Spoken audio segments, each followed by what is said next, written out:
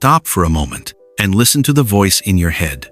Is it your biggest cheerleader or your most brutal judge? For most of us, that voice is a saboteur, whispering doubt, pointing out flaws, and blocking us from the life we deserve.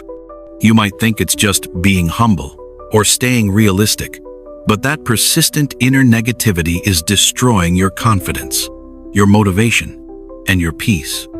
What if I told you that you could finally silence the constant criticism and transform that harsh inner voice from a critic into a powerful ally? Today, you're not just going to talk about your inner critic. You're going to meet it, understand it, and redefine your relationship with it. If you're ready to stop the endless loop of self-doubt and reclaim your mental freedom, I need you to do one thing right now. Hit that pause button, grab a journal and a pen, and find a quiet space where you won't be interrupted for the next hour. This isn't passive listening. This is a guided dialogue that requires your full presence. We're about to dive deep. When you're ready, come back, hit play, and let's begin the journey of unveiling your inner critic. Chapter 1. Identifying the voice. Welcome back. If you have your journal and pen ready, you've already committed to the most powerful step: action. We begin our journey by recognizing a fundamental truth. You are not your inner critic. The goal of this first chapter isn't to fight that voice, but simply to identify it and understand its language. Think of yourself as a scientist observing a phenomenon. Your only job is to watch without judgment. Defining the critic's purpose and persona. What exactly is the inner critic? It's not the real you. It's often an amalgamation of outdated rules, childhood anxieties, and internalized judgments from others. Its voice is usually loud, repetitive, and emotionally charged.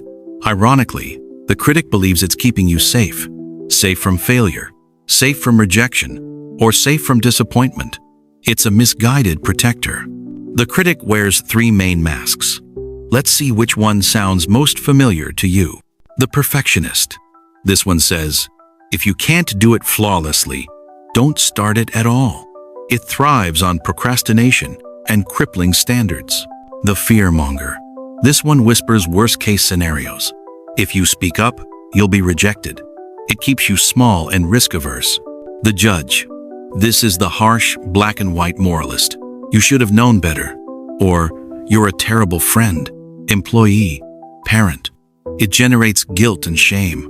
Recognize that beneath the criticism is usually a desperate need for safety or belonging. Guided self-dialogue. Pinpointing the phrases. Now, let's turn to your journal. This is your first guided self-dialogue exercise. I want you to close your eyes, take 3 slow, deep breaths, and relax your body. Let's invite your critic to speak, just for a moment, and we are going to write down exactly what it says. I'm going to ask you 3 questions. After each question, I'll give you a moment of silence to write down the voice's response. Question 1. When you are about to start a new, challenging project, what is the first thing your inner critic says to you? Is less than #0. 5 is greater than. Question 2. Think about a recent mistake you made. What did your inner critic say immediately afterward? What phrases did it use to attack your character? Question 3. In social situations, when you feel anxious or inadequate, what is the specific fear that your critic whispers about you? Open your eyes. Look at the phrases you wrote down. Do you see the pattern? Phrases like, "You're not smart enough," "It's too late to change," or "Everyone else can do this better." This is the unique, unmistakable language of your inner critic. You've successfully identified the voice. For the remainder of this session, your new job is simple. Notice the voice without believing the content. When you hear one of those phrases, mentally say, "Ah, there's the critic," but don't engage in the argument. In Chapter 2, we're going to step back and ask the crucial question, why? We'll trace the origin story of this voice and understand where these rules came from, which is the key to defanging their power. Take another deep breath, clear your mind, and let's move forward into the next chapter. Chapter 2. Tracing the origin story. The critic's positive intention. In the last chapter, you clearly identified the specific, unique language of your inner critic. Now we're going to do something counterintuitive. We're going to ask, what is the critic trying to protect me from? Every defense mechanism, no matter how damaging now, started with a positive intention. Your critic isn't trying to ruin your life. It's trying to keep you safe. For example, the critic that screams, "Don't try that, you'll fail," is trying to protect you from the pain of disappointment and embarrassment. The critic that insists, "You must work until you burn out," is trying to ensure you achieve worth and belonging. When you realize the critic's motivation is actually rooted in protection, not malice, you can approach it with curiosity instead of instant resistance. This is the key to softening its grip. Guided self-dialogue. The source of the rules. Take a moment now and get comfortable. Let's look at where these rules originated. Almost all of your critical self-talk is borrowed from three sources: childhood rules, cultural messages, and painful past events. In your journal, look back at those critical phrases you wrote down in Chapter 1. Let's trace one phrase back to its source. Guided reflection and writing. 1. Choose one of your critic's harshest phrases, for example, "You are fundamentally lazy." 2. Close your eyes. Go back in time. Who else in your life used similar language or instilled this kind of pressure? Was it a parent, a teacher, a coach, or an early boss? Write down that person or environment. 3. What was the original rule this person was enforcing? Write it down as a concise statement. I must always be busy to be seen as valuable. 4. How old were you when this rule felt most urgent or important? Just write down the age. You were likely a child, relying on adults for survival, so that rule felt like a necessary survival strategy. Open your eyes. What you see now is that the rule governing your adult life was written by a child's need for safety under the influence of an external authority figure. The critic is just playing back an old, outdated tape. Separation. Past rule versus present reality. This is the moment we separate the past from the present. The power of the inner critic lies in its ability to make an old rule feel like an absolute, current truth. Look at that old rule you wrote down, for example. I must always be busy to be seen as valuable. Now, I want you to write a present-day counter-statement right next to it. This statement must be factual and compassionate. Example, old rule. I must always be busy to be seen as valuable. Counterstatement. I am inherently valuable, regardless of my productivity. I deserve rest, and my worth is not determined by external approval. Take the original rule you identified, and now draft your powerful, fact-based counterstatement. This is the first step in introducing a new, adult, compassionate voice into your inner world. In this chapter, you've done the crucial work of tracing your critic's origin story. You've seen that it's a protector with outdated programming.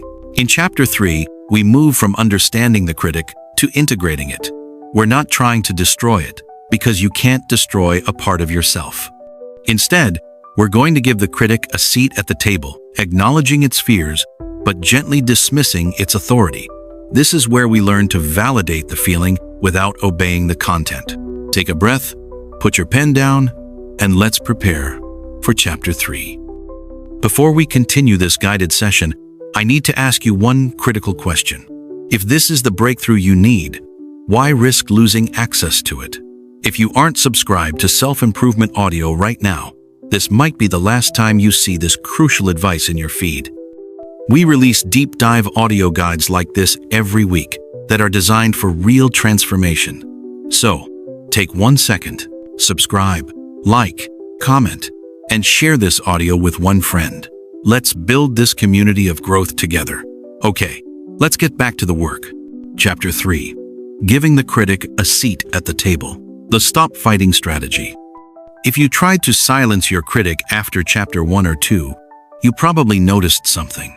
The more you fight it, the louder it screams. This is the psychological principle of resistance. When you resist a thought or a feeling, you give it energy and make it stickier. In this chapter, we are embracing a new strategy: acknowledgement without agreement. The critic is a part of you, and like a demanding child, it just wants to be heard. We stop fighting and start integrating. Our main goal here is to create space between you, the listener, the observer, and the voice, the critic. This is how you shift from being the victim of the criticism to the manager of it. Guided self-dialogue. Naming the critic. To create this space, we must turn the vague, overwhelming voice into a defined character. Let's give your inner critic a persona and a name. This isn't about being mean. It's about making it feel less like you and more like a separate entity, maybe a tired security guard, an overly strict headmaster, or an old, squeaky record. In your journal, 1. Describe the persona, based on the words you wrote in Chapter 1, the perfectionist, the judge, etc. What kind of character is your critic? Is it frantic, icy, relentless, or fearful? 2. Give it a name. Give this persona a simple, even slightly comical or familiar name. This is your personal boundary setter. Maybe it's Gary the gatekeeper, the headmistress, or the constant contractor. Write down the name you choose. Now, say that name out loud. That's just name chiming in. When you name it, you instantly separate it from your core identity. It's no longer who you are. It's something you hear. The hear and validate technique. This is the most powerful technique in this chapter. When your critic speaks, we use a 3-step technique: notice, validate, decide. Let's practice. Think of a current concern you have: a deadline, a difficult conversation, or a new venture. Allow your critic, your named persona, to deliver its usual attack. You're going to fail and look incompetent. Step 1. Notice. Acknowledge the voice. Internally or softly say, "Ah, I hear you," critic's name. Step 2. Validate.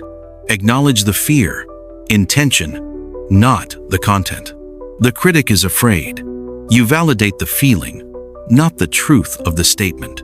Say, "I hear that you are very anxious about me failing. Thank you for trying to keep me safe." You are validating the critic's positive intention from Chapter 2. Step 3. Decide. Gently. Dismiss authority. You then take control and state your present reality and action. Say, "I recognize the fear, but I am not going to let this old rule drive my actions. I will proceed with caution, and I choose to trust my current skills." Let's try this with another phrase you wrote down. You shouldn't even try.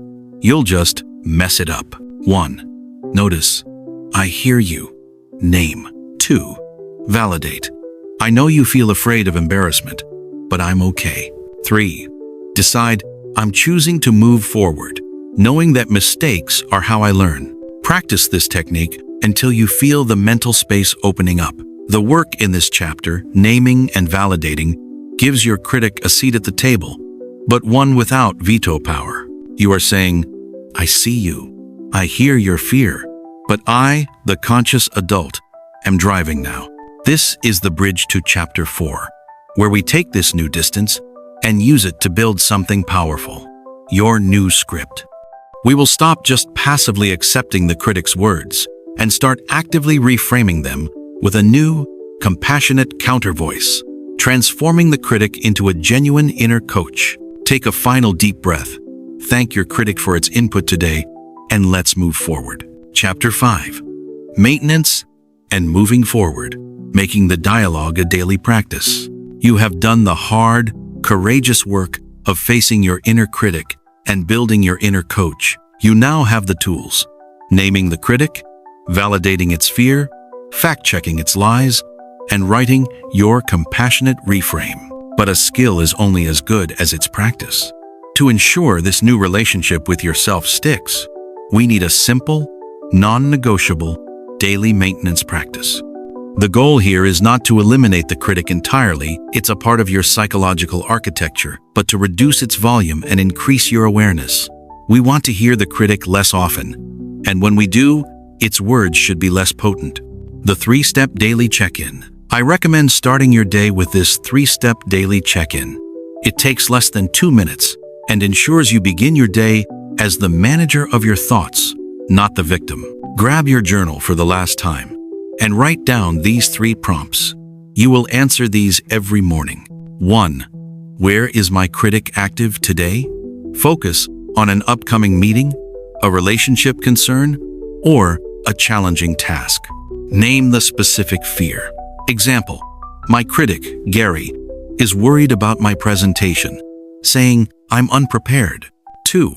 What does my critic need? Identify the positive intention beneath the fear. Example, Gary needs me to feel competent and to feel safe from public embarrassment. 3. What will my inner ally say instead? Apply your coach. Reframe from Chapter 4. Example, I recognize the anxiety, Gary, but I have prepared diligently. I choose to focus on delivering value, not on being perfect. Make this check-in your mental armor. When you address the critic's fears in the quiet of the morning, you prevent them from hijacking your day. Final thoughts. Self-compassion and boundaries. Finally, 2 key principles for long-term freedom. First, self-compassion is non-negotiable. If you slip back into old patterns, and you will, we are human. Don't let your critic criticize you for having a critic. Simply notice the slip, offer yourself kindness, and restart the dialogue. Be as kind to yourself as you would be to a cherished friend. Second, set boundaries against external critics. Remember that your inner critic often echoes the external ones. If someone in your life is consistently making you feel small or judged, you now have the clarity to address it, or, if necessary, create distance. You are the final authority on your own worth. You've successfully completed this deep, powerful journey. This work is not done to you. It is done by you. Be proud of your commitment. You've just completed a profound journey. You didn't just listen. You actively engaged in a self-dialogue that has the power to change the trajectory of your mental and emotional life. You met your inner critic, you understood its origins, and you started the vital work of transforming it into an inner ally. But the dialogue doesn't end here. This is just the beginning of your liberation. To ensure you continue this life-changing work and don't miss out on tools that will help you build true mental freedom. 1. Hit the subscribe button right now. Don't let this be a one-time thing. We upload more insightful, life-changing content every week, and I want you to be the first to receive it. 2. Turn on the notification bell so you never miss a new lesson or guided exercise. 3. If this video helped you take even one step towards self-compassion, please like it. It helps this message reach others who are struggling with their own inner critics. 4. And finally, comment below and share the name you gave your inner critic and the biggest insight you gained today. I read every comment, and I'm here to support your ongoing journey. Keep practicing your dialogue. Stay present, and I will see you in the next video.